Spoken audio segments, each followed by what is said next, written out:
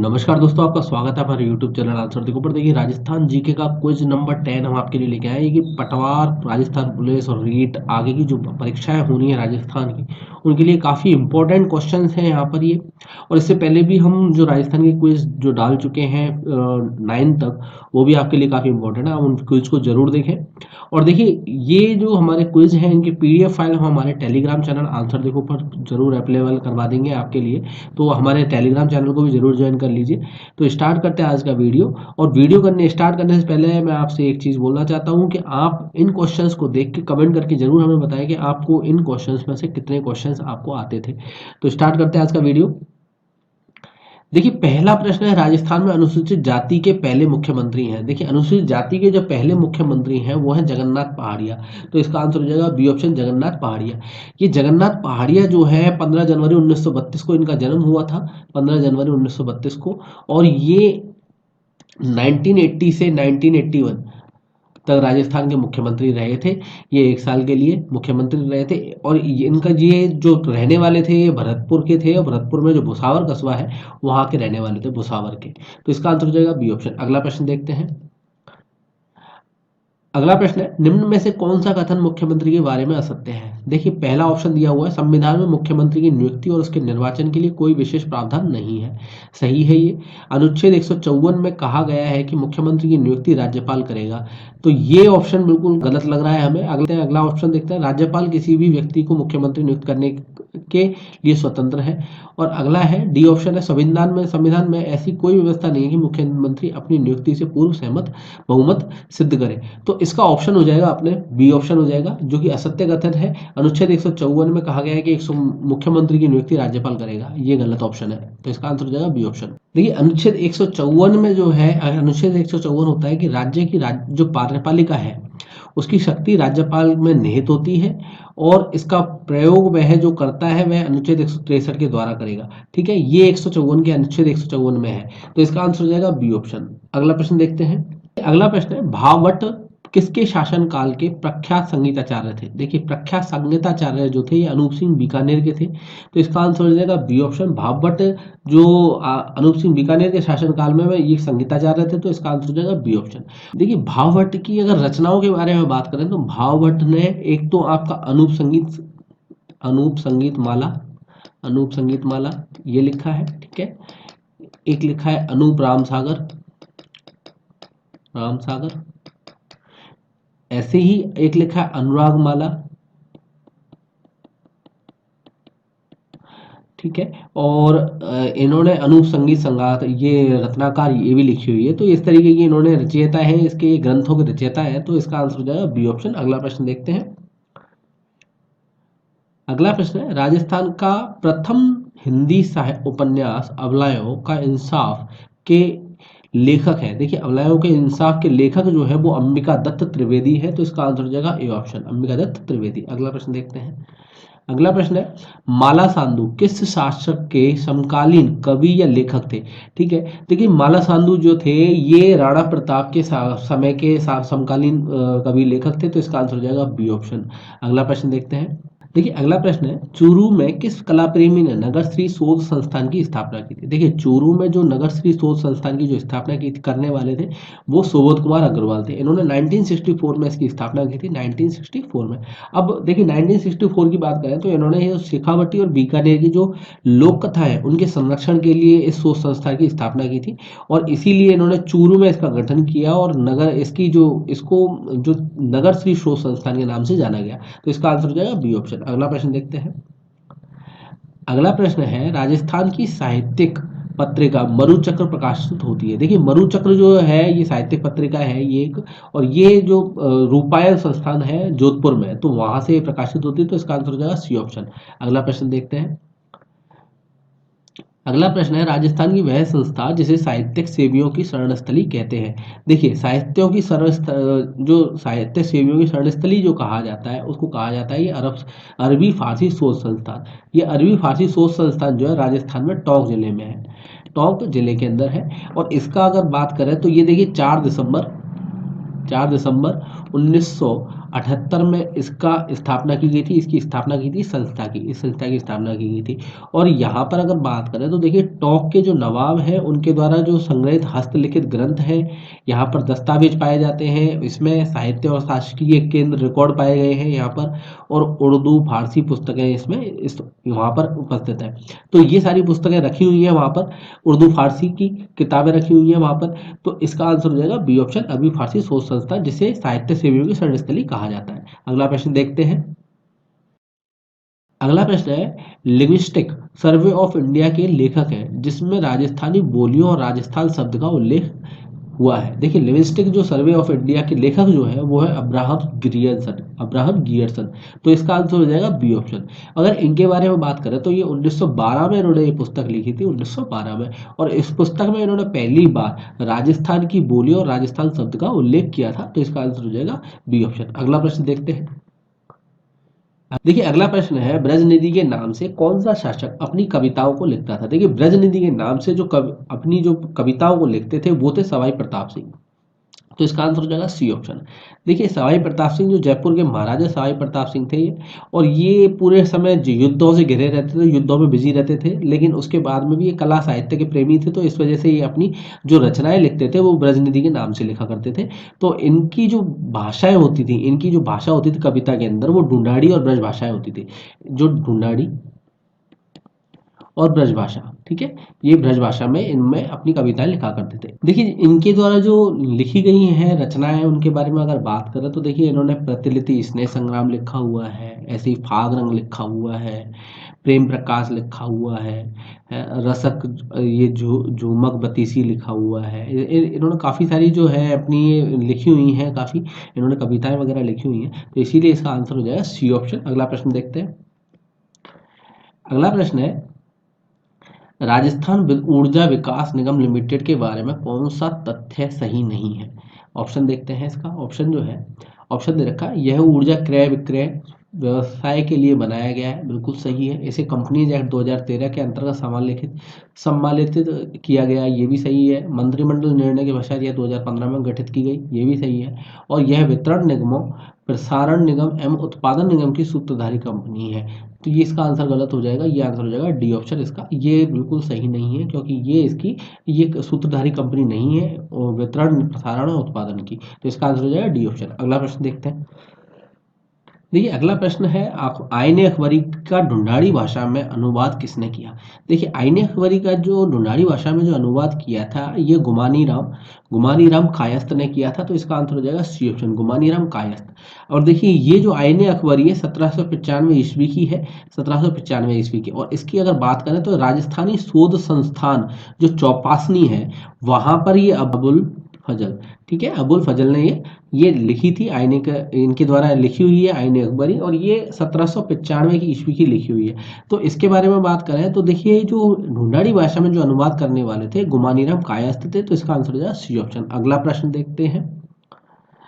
अगला प्रश्न है 26 मई 1948 को किस समाचार पत्र के माध्यम से जोधपुर के राजा के पाकिस्तान में मिलने के इरादों का भांडाफोड़ किया गया। देखिए जो पत्रिका थी, जो समाचार पत्र था, वो समाचार पत्र था रियासती। तो इसका आंसर हो जाएगा सी ऑप्शन, रियासती। देखिए रियासती के बारे में बात करें तो सुमनेश जोशी जो कवि थे, सुमनेश जोशी, ठीक है, सुमनेश जोशी जो कवि थे, इन्होंने 1945 में एक रियासती नामक पत्रिका को लॉन्च किया था, प्रारंभ किया था, ठीक है। और ये 26 मई 1948 की बात करें तो 26 मई 1948 को इसी समाचार पत्र के माध्यम से जोधपुर के राजा के पाकिस्तान में मिलने के इरादों का भांडाफोड़ किया गया था। तो इसका आंसर हो जाएगा सी ऑप्शन। अगला प्रश्न देखते हैं। अगला प्रश्न देखते हैं। देखिए अगला प्रश्न है कावोद झील कौन से जिले में है। देखिए कावोद झील जो है ये जैसलमेर जिले में है। तो इसका आंसर हो जाएगा सी ऑप्शन, जैसलमेर। अगला प्रश्न देखते हैं। देखिए अगला प्रश्न है राजस्थान के गठन के विभिन्न चरणों एवं उनके गठन की तिथियों का कौन सा जोड़ा सुमेलित नहीं है। तो पहला ऑप्शन दिया हुआ है वर्तमान राजस्थान 1 नवंबर 1956, ये सही है। संयुक्त बृहद चरण 15 मार्च 1948। देखिए ये 15 मार्च 1948 नहीं था संयुक्त बृहद चरण, क्योंकि मत्स्य संघ को जब मिलाया गया था, मत्स्य संघ को जब मिलाया गया था बृहद राजस्थान में मिलाकर, जो राजस्थान बनाया गया था तो वो संयुक्त बृहद राजस्थान बनाया गया था, संयुक्त बृहद राजस्थान बना था, ठीक है, मत्स्य संघ को मिलाकर। और ये जो मिलाया गया था 15 मई 1949 को मिलाया गया था, तो इसका आंसर हो जाएगा बी ऑप्शन। अगला है प्रथम चरण मत्स्य संघ 18 मार्च 1948, सही है ये। और षष्ठम चरण जनवरी 1950, ये भी सही है। तो इसका आंसर हो जाएगा आपका बी ऑप्शन, संयुक्त बृहद चरण जो है वो 15 मई 1949 को हुआ था, ना कि 15 मार्च 1948 को। तो इसका आंसर हो जाएगा बी ऑप्शन। अगला प्रश्न देखते हैं। अगला प्रश्न है मेवाड़ प्रजामंडल के प्रथम अधिवेशन का उद्घाटन किसने किया? देखिए, मेवाड़ प्रजामंडल का जो अधिवेशन हुआ था वो 1941 में हुआ था। तो इसकी जो अधिवेशन का उदयपुर की शाहपुरा हवेली में हुआ था। ये उदयपुर की जो शाहपुरा हवेली है, ठीक है, वहां पर हुआ था इसका उद्घाटन। और इसका जो करने वाले थे, उद्घाटन जो करने वाले थे, ये थे माणिक्यलाल वर्मा। तो इसका आंसर हो जाएगा सी ऑप्शन, माणिक्यलाल वर्मा। और इसकी इनकी अध्यक्षता में हुआ था इसका उद्घाटन। और इसके लिए जो इनके इसमें भाग लेने वाले थे, एक तो आपके जेबी कृपलानी थे, जेबी कृपलानी, ठीक है, और इसके साथ ही एक विजयलक्ष्मी पंडित थी, ठीक है, विजयलक्ष्मी पंडित। तो ये इसके भाग लेने वाले थे, ठीक। तो इसका आंसर हो जाएगा सी ऑप्शन। अगला प्रश्न देखते हैं। देखिए, यहाँ आपको सूचियां दी गई हैं और एक तरफ झील है और एक जिले दिए हुए हैं, तो आपको मिलान करना है। तो सबसे पहले दे रखी सूची 1 में दे रखी झील है और सूची 2 में दे रखी जिले। तो सबसे पहले देखता हूँ उम्मेद सागर। देखिए, उम्मेद सागर जो है ये भीलवाड़ा में है, तो इसमें आ जाएगा 4, ठीक है। दूसरा दे रखा है नक्की झील। नक्की झील है आपकी सिरोही में, तो इसमें आ जाएगा 1। और पिछोला, पिछोला की बात करें तो ये है उदयपुर में, तो इसमें आ जाएगा 2। और तालाबशाही, तालाबशाही है धौलपुर में, तो इसका आ जाएगा 3। तो ये हो जाएगा 4, 1, 2 और 3। तो इसका आंसर हो जाएगा बी ऑप्शन। अगला प्रश्न देखते हैं। देखिए, अगला प्रश्न दे रखा है बोली जिसमें सुंदरदास दादूपंत का साहित्य प्राप्त होता है। देखिए, ये ढूंढाड़ी बोली में सुंदरदास दादूपंत का साहित्य प्राप्त होता है, तो इसका आंसर हो जाएगा डी ऑप्शन, ढूंढाड़ी। तो अगला प्रश्न देखते हैं। अगला प्रश्न दिया हुआ है निम्न में से मुख्यमंत्री के संवैधानिक कर्तव्यों का दिए गए कूट की सहायता से चयन कीजिए। पहला कूट दे रखा है आपका, मुख्यमंत्री राज्य के कार्यों के प्रशासन संबंधी विनिश्चय राज्यपाल को संसूचित करता है, सही है। मुख्यमंत्री विधान विशेषक प्रस्तावनाओं के बारे में राज्यपाल को संसूचित करता है, ये भी सही है। मुख्यमंत्री राष्ट्रीय विकास परिषद की बैठकों में भाग लेता है, ये भी सही है। मुख्यमंत्री किसी विषय को जिस जिस पर किसी मंत्री ने निश्चय कर लिया है किंतु मंत्रिपरिषद ने विचार नहीं किया है, राज्यपाल द्वारा अपेक्षा किए जाने पर परिषद के समक्ष रखवाता है, तो ये भी सही है। तो इसमें चारों इसके कूट सही है, तो इसका आंसर हो जाएगा डी ऑप्शन, चारों कूट सही है। अगला प्रश्न देखते हैं। अगला प्रश्न दे रखा है निम्नलिखित में से कौन सी संस्था राज्य में राजस्थान में गैर पारंपरिक ऊर्जा के उत्पादन को प्रोत्साहित करने में महत्वपूर्ण भूमिका निभा रही है। देखिए, इसका आंसर होगा राजस्थान अक्षय ऊर्जा निगम। तो इसका आंसर हो जाएगा ए ऑप्शन, राजस्थान अक्षय ऊर्जा निगम के बारे में बात करें तो देखिए, ये इसका जो निर्माण किया गया है, इसकी जो स्थापना की गई है, ये एक तो आपका 21 जनवरी 1985 में जो आपका राजस्थान ऊर्जा विकास एजेंसी जो थी, ठीक है, राजस्थान ऊर्जा विकास एजेंसी, इसका निर्माण किया गया था 1985 में। और एक है आपकी राजस्थान स्टेट पावर परियोजना, ठीक है, ये परियोजना लिमिटेड जो है आरएसपीसीएल, ठीक है, आरएसपीसीएल, ये आपकी 1995 में बनी थी। तो इन दोनों को जब मिला के 9 अगस्त 2002 में इसकी स्थापना की गई थी। तो इसका आंसर हो जाएगा ए ऑप्शन, राजस्थान अक्षय ऊर्जा निगम। अगला प्रश्न देखते हैं। अगला प्रश्न है आपका सूची 1 में सूची 2 के साथ सुमेलित करना है, नीचे दिए गए कूटों से सही उत्तर का चयन कीजिए। तो पहली जो सूची दे रखी है, यहाँ दे रखा है आपको वन्य जीव अभ्यारण्य, ठीक है, दूसरी दे रखी है जिले। तो आपको ये बताना है कौन सा वन्य जीव अभ्यारण्य कौन से जिले में आता है। तो देखिए, पहला ऑप्शन दे रखा है ताल छापरा। देखिए, ताल छापरा जो है ये चूरू जिले में है, तो इसका आ जाएगा इसमें आ, ठीक है। शेरगढ़ के बारे में बात करें तो शेरगढ़ जो है ये आपके है कोटा में, तो शेरगढ़ कोटा में है, वह हो जाएगा। फुलवारी की नाल जो है ये आपके उदयपुर में है, तो ये स हो जाएगा। और बंद बरेठा भरतपुर में है, तो ये इसमें द हो जाएगा। तो इसका हो जाएगा ए वे से और द। तो इसका आंसर हो जाएगा सी ऑप्शन। अगला प्रश्न देखते हैं। देखिए, अगला प्रश्न दिया हुआ है शहीदों और खिलाड़ियों के बाद अब राज्य सरकार ने किसे भूखंड देने की घोषणा की है। देखिए, भूखंड देने की जो घोषणा की गई है वो लोक कलाकारों को की गई है। देखिए, अभी तक अगर बात करें तो परमवीर चक्र जो सैनिक होते थे, शहीद होते थे, शहीद और परमवीर चक्र प्राप्त सैनिक हैं और अंतर्राष्ट्रीय खिलाड़ी हैं। जो राष्ट्रपति पुरस्कार जो जीते हुए हैं, प्राप्त शिक्षक हैं, तो उनको ही राज्य सरकार अभी तक भूखंड दिया करती थी। लेकिन अब पहली बार राज्य सरकार जो है, ये लोक कलाकार जो हैं, इनके लिए भूखंड अभी अलॉट करेगी। और इस इनमें जो कलाकार जो हैं, जिनको पद्म पुरस्कार मिला हुआ है और जिन्होंने जो जो अंतर्राष्ट्रीय स्तर पर लोक कलाओं को अंतर्राष्ट्रीय स्तर पर पहचान दिलाई है, उनको इसमें ये शामिल किया गया है। तो इसका आंसर हो जाएगा सी ऑप्शन। और इसमें जो सरकार है 200 वर्ग मीटर तक के प्लॉट को गवर्नमेंट देगी लोक कलाकारों के लिए। ऐसे कलाकार की बात करें तो 2000 से भी ज्यादा कलाकार हैं जो कि राजस्थान के हैं। तो इसका आंसर हो जाएगा सी ऑप्शन। अगला प्रश्न देखते हैं। अगला प्रश्न है आपका, सूची 1 और सूची 2 को सुमेलित करना है। यहाँ पर आपको एक तरफ मुख्यमंत्री दिए हुए हैं और उनके समय रहे हुए राज्यपालों के बारे में आपको दिया हुआ है। तो पहला ऑप्शन है आपको भैरों सिंह शेखावत। देखिए, भैरों सिंह शेखावत के समय पर रघुकुल तिलक ये रहे थे, तो इसका एक हो जाएगा इसमें। बरकतुल्ला खां, इनके टाइम पर सरदार जोगिंदर सिंह थे राज्यपाल, तो ये 2 हो जाएगा। मोहनलाल सुखाड़िया जो है, इनके टाइम पर डॉक्टर संपूर्णानंद राज्यपाल थे, तो ये 3 हो जाएगा। और वसुंधरा राजे, मदन लाल खुराना इनके समय पर रहे थे। तो इसका आंसर हो जाएगा 1, 2, 3 और 4। तो इसमें ए ऑप्शन बिल्कुल सही आंसर होगा। अगला प्रश्न देखते हैं। अगला प्रश्न देखिए, सुमेलित करना है। यहाँ पर भी आपको, यहाँ पर पार्क दिया हुआ है और एक तरफ जिले दिए हुए हैं, तो आपको बताना है कि पार्क कौन से जिले में आता है। तो स्टोन पार्क के बारे में बात करें तो ये धौलपुर और करौली में है, तो इसका आ जाएगा 4। दूसरा दे रखा बायोटेक्नोलॉजी पार्क जो कि सीतापुरा जयपुर में है, तो इसका हो जाएगा 3। सूचना तकनीकी पार्क के बारे में बात करें तो जयपुर, जोधपुर, कोटा और उदयपुर में है, तो इसमें हो जाएगा 2। और जापानीज पार्क जो है नीमराना अलवर में है, तो इसमें हो जाएगा 1। तो ये हो जाएगा 4, 3, 2, 1। तो इसमें आंसर हो जाएगा ए ऑप्शन 4, 3, 2, 1। दोस्तों, अगर आपको वीडियो पसंद आ रहा है तो जरूर चैनल को सब्सक्राइब करें, बेल आइकन दबाना ना भूलें, साथ ही वीडियो को लाइक करना ना भूलें और साथ ही इसको शेयर करते रहें अपने दोस्तों के साथ में। और हमारा टेलीग्राम चैनल जो है आंसर देखोगे नाम से, उसे भी ज्वाइन कर लें। तो अगला प्रश्न देखते हैं। देखिए, अगला प्रश्न दिया हुआ, राजस्थान में जननी सुरक्षा योजना किस वर्ष आरंभ की गई। देखिए, जननी सुरक्षा योजना जो है 2005 में आरंभ की गई थी, जो कि सितंबर में की गई। तो इसका आंसर हो जाएगा ए ऑप्शन।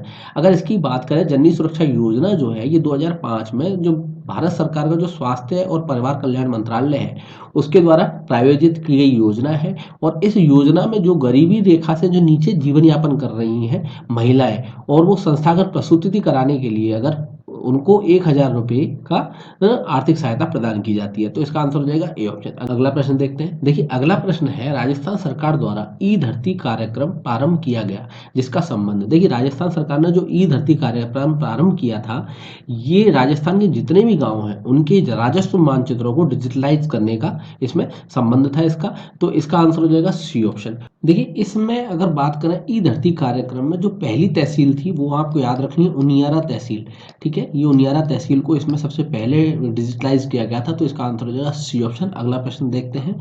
अगला प्रश्न दिया हुआ है, भीलवाड़ा में शिक्षा के क्षेत्र में अग्रणी किस महिला ने महिला आश्रम संस्थान 1944 ईस्वी की स्थापना की थी। देखिए, महिला आश्रम संस्थान जो कि 1944 ईस्वी में बना था, तो इसकी स्थापना जो करने वाली थी वो नारायणी देवी थी। तो इसका आंसर हो जाएगा बी ऑप्शन, नारायणी देवी। ठीक है, तो देखिए, अगर नारायणी देवी के बारे में बात करें तो इन्होंने माणिक्यलाल वर्मा के साथ में 1952 में, ठीक है, आदिवासी जो डूंगरपुर के अंदर, डूंगरपुर में, ठीक है, डूंगरपुर में आदिवासी महिला छात्र कन्या छात्रावास, आदिवासी कन्या छात्रावास छात्रावास, ठीक है, इसका भी गठन किया था। तो ये इसका आंसर हो जाएगा बी ऑप्शन। अगला प्रश्न देखते हैं। अगला प्रश्न दे रखा है, आत्मसुख से आश्चर्य। देखिए, आत्मसुख जो है ये तेज सर्दी में पुरुषों द्वारा ओढ़ा जाने वाला वस्त्र होता है। तो इसका आंसर हो जाएगा सी ऑप्शन, तेज सर्दी में पुरुषों द्वारा ओढ़े जाने वाला वस्त्र। अगला प्रश्न देखते हैं। अगला प्रश्न दे रखा है, राजस्थान में नए जल संभर चुनाव में निम्न में से किस मानदंड को सर्वाधिक भारिता दी जाती है। देखिए, सर्वाधिक भारिता जो दी जाती है वो दी जाती है क्षेत्र में जिसमें, ऐसा क्षेत्र जिसमें पेयजल की विकट कमी हो। तो इसके अंदर आंसर हो जाएगा ए ऑप्शन। अगला प्रश्न देखते हैं। अगला प्रश्न है, राजस्थान में जल द्वारा अपरदन सबसे अधिक किस नदी से होता है। देखिए, राजस्थान के अंदर अगर जल द्वारा अपरदन की बात करें तो ये सबसे ज्यादा होता है आपके चंबल नदी के द्वारा। तो इसका आंसर हो जाएगा सी ऑप्शन। अगला प्रश्न दे रखा है, यहाँ पर आपको जोड़े दिए हुए हैं, इनका मिलान करना है। पहला दे रखा केंद्रीय मरु अनुसंधान संस्थान। देखिए केंद्रीय मरु अनुसंधान संस्थान जो है ये आपकी जोधपुर में है, तो इसका आ जाएगा तीसरा नंबर। अगला दे रखा है राजस्थान 2011 जनगणना के अनुसार सबसे ज्यादा आबादी वाला शहर। देखिए आबादी वाला जो शहर था ये था जयपुर, तो इसमें आ जाएगा 2 नंबर। तीसरा दिया हुआ है 2011 जनगणना के अनुसार साक्षरता दर सबसे अधिक राजस्थान में, तो ये कोटा में थी, तो इसका आंसर हो जाएगा 1, इसमें हो जाएगा। अगला दे रखा है 2011 जनगणना के अनुसार सबसे कम जनसंख्या घनत्व वाला राजस्थान में कौन सा जिला था, तो ये हो जाएगा आपका जैसलमेर, तो इसमें हो जाएगा 4। 3 2 1 4, 3 2 1 4 आपको देखो, आ में 3, ब में 2 और स में 1, तो ये हो जाएगा आंसर सी ऑप्शन। अगला प्रश्न देखते हैं। अगला प्रश्न जो दे रखा है इसमें दिया हुआ है राज्य में संचालित चिराली योजना का लक्ष्य है। देखिए चिराली योजना का जो लक्ष्य था ये महिला हिंसा रोकथाम था, तो इसका आंसर हो जाएगा बी ऑप्शन, महिला हिंसा रोकथाम, तो इसमें आंसर हो जाएगा बी ऑप्शन। और इसकी अगर बात करें चिराली योजना जो है ये 26 सितंबर 2017 में इसको चालू किया गया था महिलाओं के लिए, ठीक है। और किसके द्वारा चालू किया गया था, महिला बाल विकास विभाग द्वारा, ठीक है, इसका चिराली योजना। और इसका योजना का शुभारंभ कहाँ से किया गया था, जवाहर कला केंद्र से, जवाहर कला केंद्र से, ठीक है। तो आपको ये याद रखना है 2000 सितंबर 2017 में इसकी योजना का शुरुआत हुई थी, और ये कहाँ से हुई थी, जवाहर कला केंद्र से इसके लिए योजना का शुभारंभ किया गया था। और किसने किया था, महिला बाल विकास विभाग जो है उसके द्वारा इसका शुभारंभ किया गया था। तो अगला प्रश्न देखते हैं। अगला प्रश्न दिया हुआ है राजस्थान में ग्राम पंचायत के सरपंच, उप सरपंच तथा वार्ड पंच तथा अपना त्याग पत्र किसे संबोधित करते हैं। देखिए ये जो अपने जो राजस्थान के जो ग्राम पंचायत के जो सरपंच हैं, उप सरपंच हैं, वार्ड पंच हैं, ये अपना जो त्याग पत्र जो देते हैं, अपना रेजिग्नेशन लेटर जो देते हैं, ये अपने विकास अधिकारी को देते हैं, तो उसके समक्ष रखते हैं, तो इसका आंसर हो जाएगा सी ऑप्शन, विकास अधिकारी। अगला प्रश्न देखते हैं। अगला प्रश्न दे रखा है रामसागर कन्वेंशन के अनुसार निम्न में से कौन सा अभ्यारण्य वेंटिलेट नम भूमि के रूप में चयनित किया गया। देखिए जो किया गया ये केवला द्वीप जो है राजस्थान का जो घना पक्षी अभ्यारण्य जिसको बोलते हैं घाना, ठीक है, ये भरतपुर जिले में है, तो इसका आंसर हो जाएगा बी ऑप्शन। अगला प्रश्न देखते हैं। अगला प्रश्न है आपका राजस्थान में सर्वप्रथम आईएसओ प्रमाण पत्र करने वाली बाड़मेर जिले की ग्राम पंचायत कौन सी थी। देखिए आईएसओ प्रमाण पत्र जो करने वाली जो बाड़मेर की जो पंचायत थी वो थी गांगला, तो इसका आंसर हो जाएगा गंगाला, तो इसका आंसर हो जाएगा डी ऑप्शन गंगाला। अगला प्रश्न देखते हैं। तो अगला प्रश्न दे रखा है राज्य मानवाधिकार आयोग के अध्यक्ष का पद रिक्त होने की स्थिति में अध्यक्ष के रूप में कौन कार्य करता है। देखिए जब ये पद रिक्त हो जाता है तो राज्यपाल जो सदस्यों में से किसी एक सदस्य को अध्यक्ष के रूप में मनोनीत करता है, तो इसका प्राधिकृत कर सकते हैं, तो इसका आंसर हो जाएगा सी ऑप्शन। अगला प्रश्न देखते हैं। अगला प्रश्न दिया हुआ है राजस्थान राज्य के मानवाधिकार आयोग के अध्यक्ष की नियुक्ति राज्यपाल द्वारा एक समिति की सिफारिश पर की जाएगी जो मिलकर बनेगी। देखिए जो समिति है वो मिलकर बनती है मुख्यमंत्री, ठीक है, मुख्यमंत्री और आपके गृह मंत्री, विपक्ष के नेता होते हैं उसमें, ठीक है, विपक्ष नेता, और विधानसभा के अध्यक्ष होते हैं इसमें, विधानसभा के अध्यक्ष, ठीक है।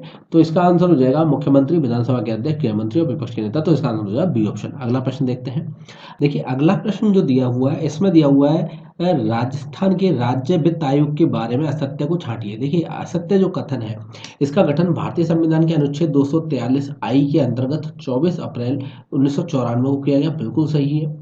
ये एक बहुसदस्यीय आयोग है जिसमें अध्यक्ष सहित 4 अन्य सदस्य होते हैं, बिल्कुल सही है। अगला दे रखा है राज्यपाल इस आयोग के गठन, सदस्यों की योग्यता और नियुक्ति की प्रक्रिया का निर्धारण करता है, तो ये आंसर बिल्कुल गलत हो जाएगा। दे रखा है अगला दे रखा है आयोग पंचायती राज संस्थानों एवं नगरीय नियमों की वित्तीय स्थिति की समीक्षा करेगा, तो इसका आंसर हो जाएगा सी ऑप्शन। देखिए गलत होने का कारण जो है क्योंकि राज्यपाल जो है इसमें जो नियुक्ति करता है राज्यपाल, यहाँ आपके राज्यपाल के द्वारा जो नियुक्ति की जाती है इसमें आपके 4 सदस्य होते हैं और एक अध्यक्ष होता है, इसमें ये पहले लिखा हुआ है, तो इसीलिए ये आंसर इसका सी ऑप्शन बिल्कुल सही होगा जो कि असत्य कथन है। अगला प्रश्न देखते हैं। अगला प्रश्न दिया हुआ है अनुसूचित क्षेत्रों के अलावा राजस्थान में जिला परिषद सीट पर चुनाव लड़ने वाले प्रत्याशियों के लिए कौन सी शैक्षणिक योग्यता अनिवार्य कर दी गई है।